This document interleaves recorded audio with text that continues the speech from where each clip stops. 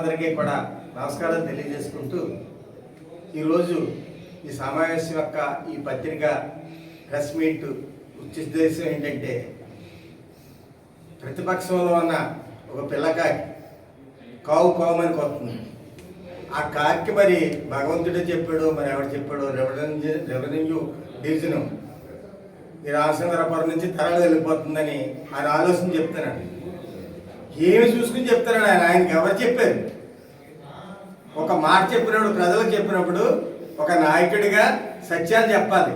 వాళ్ళ అస్థిరత్వం కోసం, కనుమరుగైపోతున్న పార్టీ కోసం ఏదో ఒక అలజడి సృష్టించాలని ప్రజల్లోకి వచ్చి ఇలా చేస్తే ప్రజలు ఎవరో నమ్మరు.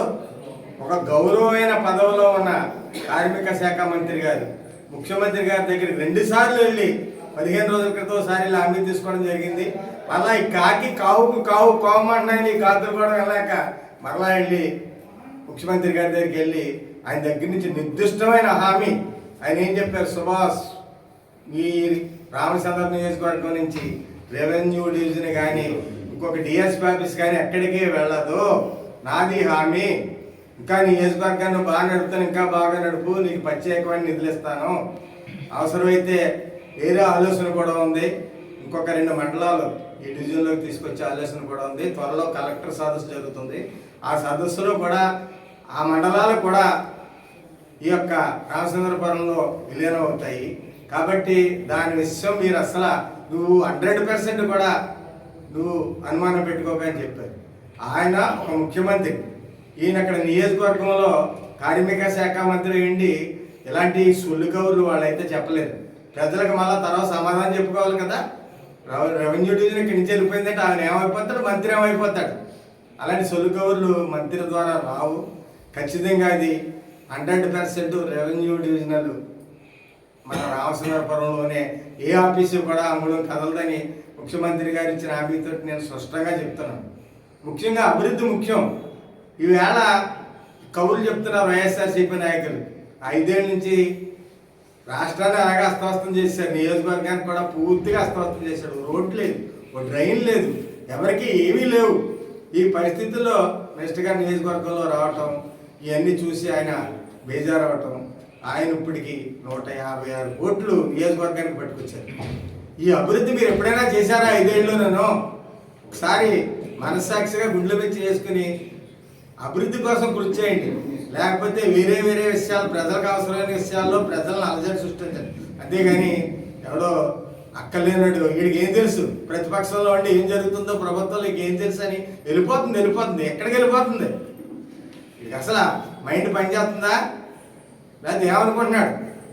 ఇక్కడ ముఖ్యమంత్రి గారు, కార్మిక శాఖ మంత్రి గారు స్పష్టమైన హామీ ఇచ్చిన తర్వాత ఇంకా వెళ్తున్నారు. ఈవేళ సర్వసభ్య సమావేశం జరిగింది. ఏది? మండల సర్వసభ సమావేశం.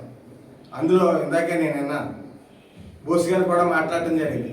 ముఖ్యమంత్రి గారు హామీ ఇచ్చారని మంత్రి గారు నాకు హామీ ఇచ్చారు, అది అయిన దాకా వేచి చూడండి, ఇవన్నీ అనవసరం మాట్లాడిన ఆయన ఒక్క పెద్ద మనిషిగా ఆయన్ని మేము స్వాగతిస్తున్నాం. ఆ విషయంలో ఆ మాత్రం కూడా జ్ఞానం లేకుండా రోడ్డెక్కి అక్కడ మైక్ కొట్టుకుని ఏదో గరగరగరమంటూ మాట్లాడితే ఎట్టి పరిస్థితుల్లో నవ్వదు. అలాగే నిన్న కాకమన్న 22,22,00,000 రూపాయలు నియోజకవర్గానికి ఫండ్స్ పట్టుకొచ్చారు మినిస్టర్ గారు. ఇప్పటికి అది కలుపుకుంటే 170 కోట్లు చిల్లరే వేళ మన నియోజకవర్గానికి వచ్చింది. త్వరలో కూడా ఆయన అతి ప్రయత్నంలో ఉన్నారు. సిఎస్ఆర్ ఫండ్స్ అయితే వేరే ఫండ్స్ అయితే నియోజకవర్గంలో ఉన్న అన్ని పనులు పూర్తి చేయాలని ఆయన కృతనిశ్చయంతో ఉన్నాడు. ఆ నిశ్చయంలో ఆయన ముందరికి వెళ్తున్నాడు. ఆయన ఒక బాధ్యత గల వ్యక్తి. సొల్లు కవులు చెప్పరు, ఇక్కడ ఉండిపోతుంది వెళ్ళిపోతుంది, రేపు వెళ్ళిపోతే ఆయన ఏం చెప్పగలుగుతాడు? ఆయన నియోజకవర్గం వదిలి వెళ్ళిపోవాల్సిన పరిస్థితి వస్తుంది. అలాంటి పరిస్థితి తెచ్చుకోరు. మేము ఒక విజన్ ఉన్న నాయకుడిలో ఆయన కార్మిక శాఖ మంత్రి గారు చంద్రబాబు నాయుడు గారు అనేది పవన్ కళ్యాణ్ గారు ఈ విజన్ ఉన్న నాయకులు చేసే కార్యక్రమంలో రామచంద్రపురం నియోజకవర్గంలోంచి రెవెన్యూ డివిజన్లు ఎక్కడికి వెళ్దు, ప్రజలు ఎవరో కూడా దాని మీద ఇబ్బంది పడద్దు. ఈ కాకులు వేసే కావులు కొంతమంది ఒక పిల్లకాకి తయారైంది, దాని వెనకాల బొత్త కాకులు కొన్ని తయారయ్యాయి. ఇవన్నీ కూడా కావు అంటున్నాయి. ఈ కాకులు అరుపులు ఎవరు ఎనరు, ఏం చేస్తారు? తోలేస్తారు బయటికి. అలాగే ప్రజలు తరిమి కొడతారు ఇలాంటి తప్పుడు ప్రసారాలు చేస్తే. జాగ్రత్తగా ఉండమని హెచ్చరిస్తూ ఇలాంటి తప్పుడు సంకేతాలు ప్రజల్లోకి తీసుకెళ్లి ప్రజలను అయోమయం చేయకండి అని హెచ్చరిస్తూ సెలవు తీసుకుంటాను. పాత్రికేయ మిత్రులకు నమస్కారములు.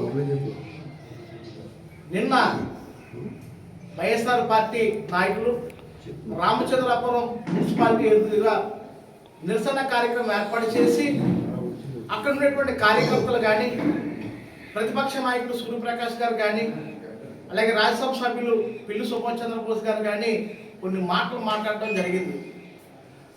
అంటే రామచంద్రపురం నియోజకవర్గంలో ఉండేటువంటి ఆర్డీఓ ఆఫీస్ కానీ, డిఎస్పీ ఆఫీస్ కానీ ఇవన్నీ కూడా తరలి వెళ్ళిపోతున్నాయి, ప్రజలందరూ కూడా అప్రమత్తం ఉండని వారు చెప్పడం జరిగింది.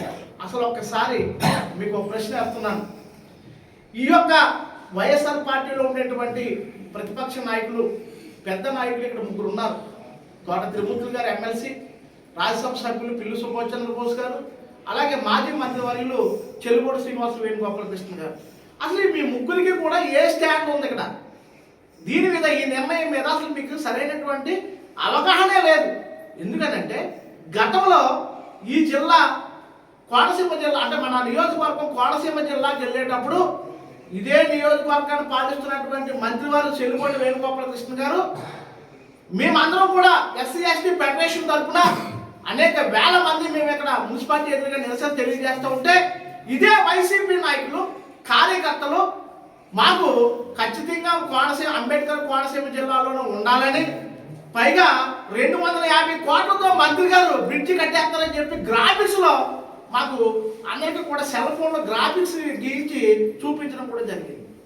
అప్పుడు ఎవరో కూడా ఇటు వెళ్ళినప్పుడు త్రిమూర్తి గారు కానీ, బోస్ గారు కానీ ఎవరో కూడా మాట్లాడలేదు.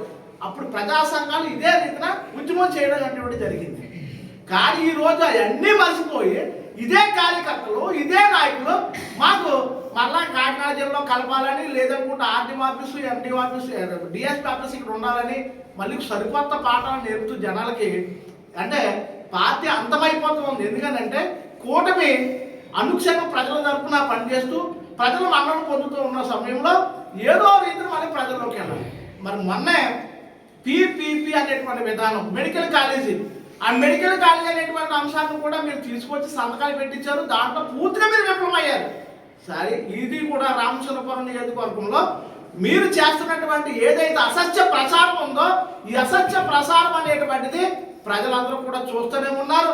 ఆ రోజు మీరు ఏం మాట్లాడారో ఈ రోజు ఏం మాట్లాడతారో కూడా ఖచ్చితంగా మీరు చూస్తారు. ఈ రోజు ఎవరో కాదండి, మన రాజ్యసభ సభ్యులు పిల్లి సుభాష్ చంద్రబోస్ గారు మరి ఇక్కడ మా మున్సిపాలిటీలో మీటింగ్లో కూడా ఒక మాట మాట్లాడారు.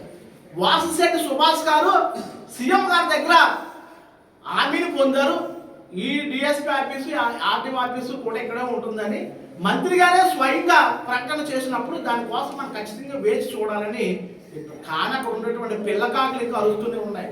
అటువంటి పెద్ద నాయకుల యొక్క ఆలోచన విధానాన్ని చూసి మీరు అందరూ నేర్చుకోవాలి. సాక్షాత్తు బోస్ గారే చెప్పారు అక్కడండి. అంటే బోస్ గారికి తెలుసు అక్కడ వాసిశెట్టి సుభాష్ గారు ఖచ్చితంగా సీఎం గారి దగ్గర హామీని తీసుకుని మన రామచంద్రపురం నియోజకవర్గానికి వస్తూ ఉన్నారని. కానీ కావాలని ఇక్కడ